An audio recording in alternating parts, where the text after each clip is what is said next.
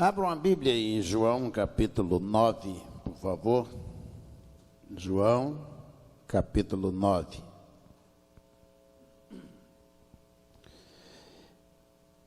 Capítulo 9, a partir do versículo 1.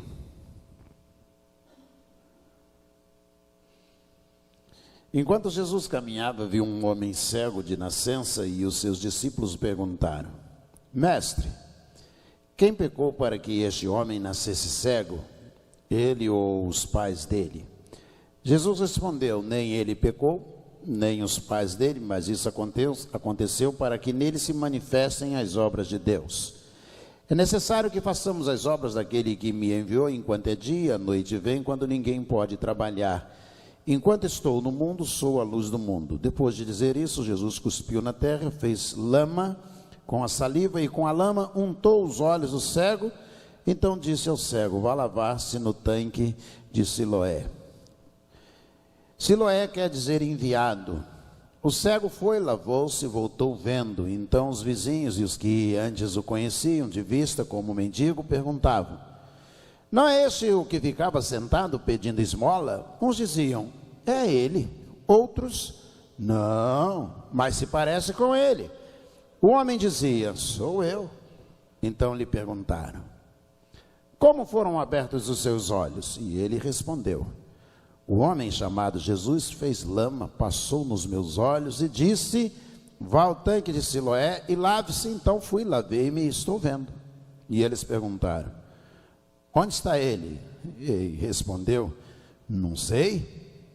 Levaram aos fariseus aquele que antes era cego, e era sábado, o dia em que Jesus fez a lama e lhe abriu os olhos. Então os fariseus lhe perguntaram outra vez: como podia ver?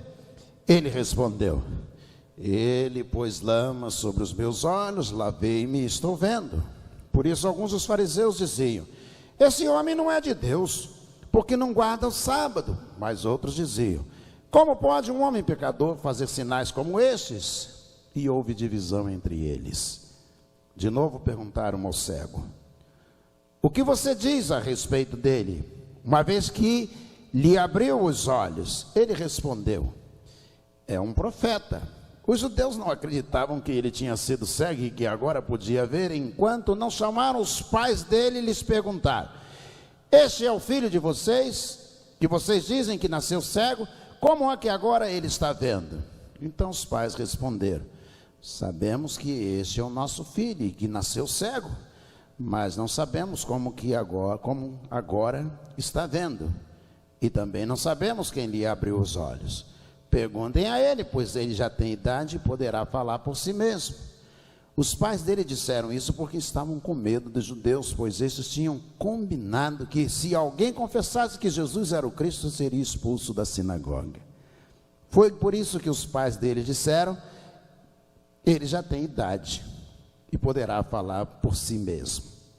Então chamaram pela segunda vez o homem que tinha sido cego e lhe disseram: diga a verdade diante de Deus, nós sabemos que esse homem é pecador. Ele respondeu: se é pecador, não sei. Uma coisa eu sei: eu era cego e agora vejo. Perguntaram-lhe outra vez: o que ele fez a você? Como lhe abriu os olhos? E ele respondeu: já lhes disse, mas vocês não ouviram. Porque querem ouvir outra vez? Por acaso vocês também querem se tornar discípulo dele?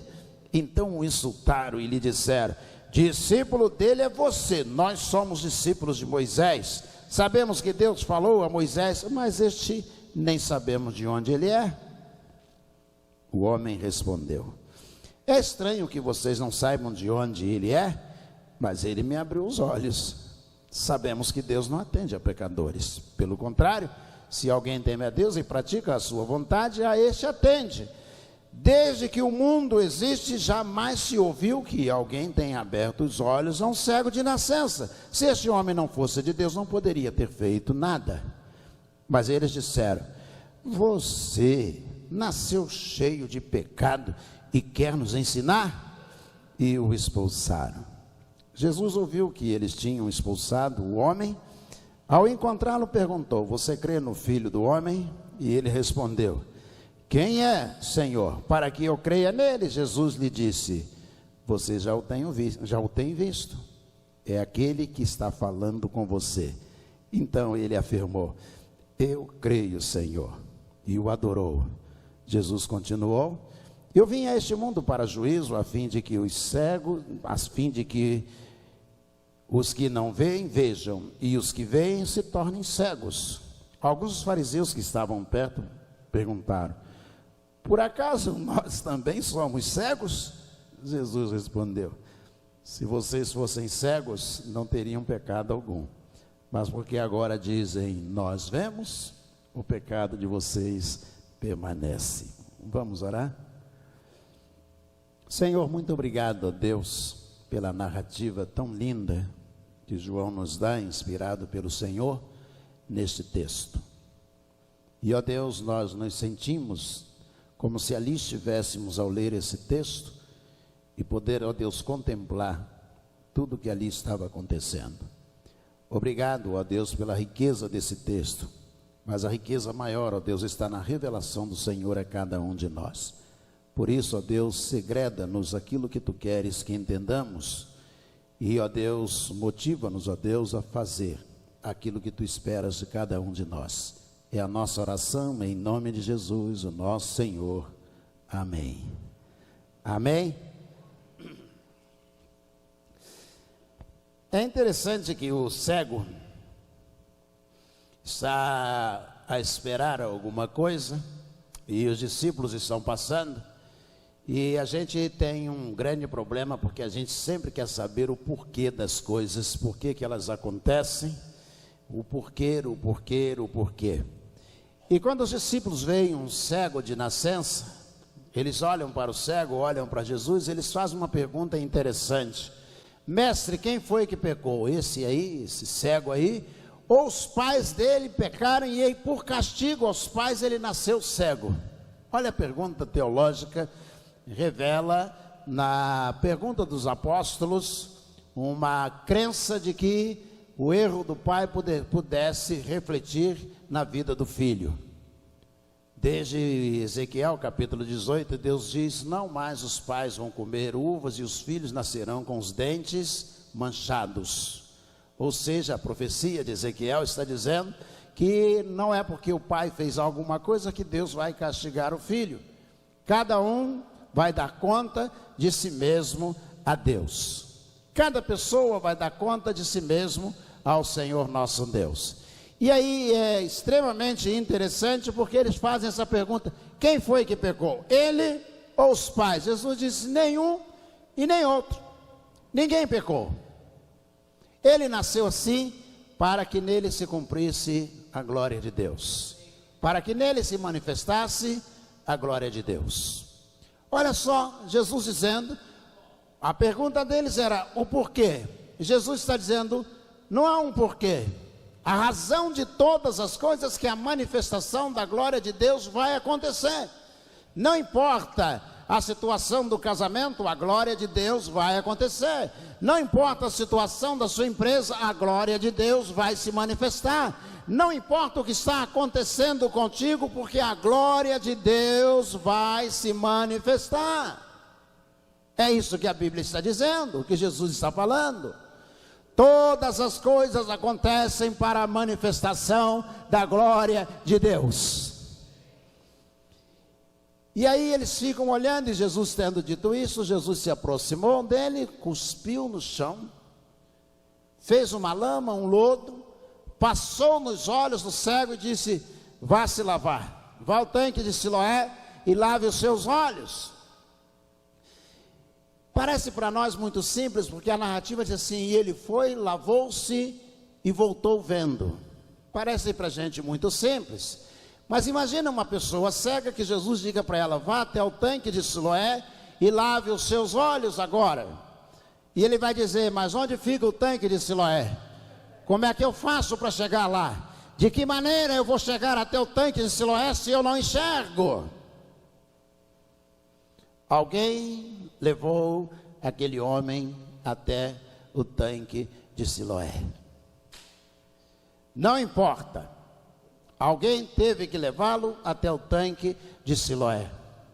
Ele precisava de alguém. Nós vivemos num mundo em que as pessoas precisam umas das outras. Alguém quer largar as drogas, precisa que alguém possa ajudá-lo. Alguém quer parar de beber, precisa de alguém que possa ajudá-lo. Alguém que quer largar o pecado, precisa de alguém que possa ajudá-lo. Jesus disse, vá até o tanque. E ele foi, mas foi levado por alguém, evidentemente, e lavou os olhos. E ao lavar os olhos, passou a ver. E agora os líderes do judaísmo perguntam a ele, como foi que você, que era cego, agora você está enxergando? Ele disse, foi um homem chamado Jesus, ele passou um negócio nos meus olhos, uma lama nos meus olhos, e mandou eu me lavar. Eu fui lá, me lavei, e eu estou enxergando. E o milagre de Jesus na vida da gente é demais para outras pessoas. Elas nunca conseguem entender o que foi que aconteceu, da maneira que aconteceu, a dimensão do que aconteceu. A narrativa parece simplista demais. Eu era cego e ele mandou lavar os meus olhos e eu estou enxergando. Porque nós muitas vezes somos enganados, dizendo, se você fizer 7 correntes de 7 orações e 7 luas novas, talvez você vai enxergar. Aí a pessoa pensa, 7 vezes talvez seja. Se você fizer 20 dias de oração, você pode alcançar a bênção. Mas a narrativa desse cego, assim, ele passou uma lama nos meus olhos, disse, lava os olhos, eu fui lavar e eu estou vendo. E disseram para ele, e você nasceu cego mesmo ou você está mentindo? Disse, eu nasci cego. E resolveram perguntar aos pais deste homem. Foram até os pais dele e disseram, esse é seu filho? Fizeram 3 perguntas. Esse é seu filho? Ele nasceu cego? E como é que ele está enxergando agora? E o pai e a mãe meio tímidos no meio daquela situação, de verem o que estava acontecendo e com medo do judaísmo dos fariseus, eles resolveram dizer simplesmente, olha, que ele é nosso filho, isso é verdade. A gente tem certeza. Que ele nasceu cego, a gente também tem certeza. Agora, como que ele está vendo? Ele já tem mais de 30 anos, pergunte a ele. A maioridade judaica alcançava-se com 30 anos, por isso Jesus começa o ministério aos 30 anos. Pergunta a ele, ele já tem idade. E aí, eles viram para ele e diz, fala para a gente, como é que você passou a enxergar? E ele disse, é simples, eu era cego, ele passou lama nos meus olhos e eu passei a enxergar. E aí ele disse, eles disseram, mas ele é pecador. E aí o cego disse, se é pecador, algo extraordinário, porque Deus não se revela através do meio de pecadores, mas Deus se manifestou através dele. E aí disse, vocês estão insistindo comigo por quê? Vocês também querem ser discípulo dele? Ele ainda não era discípulo de Jesus, mas ele usa a palavra querer.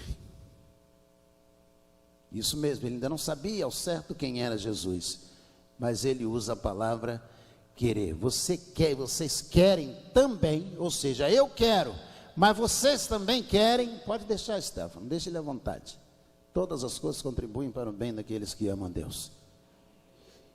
Vocês querem, eles também, ou seja, eu estou querendo, e vocês também estão querendo? E eles disseram, nós queremos, nós somos seguidores de Moisés, não sabemos quem esse homem é. E aí diz o que houvera sido cego, disse, mas aí é que está a beleza, porque vocês nem sabem quem ele é, e ele deu vista a um cego.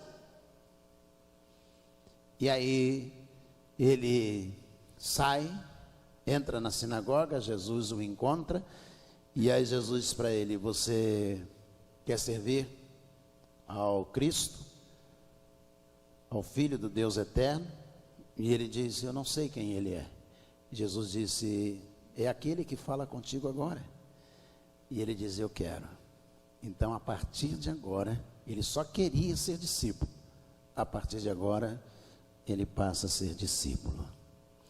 Talvez você nunca parou para pensar que problemas que você enfrenta ou problemas ou dificuldades, eles existem para te levar até a presença de Deus.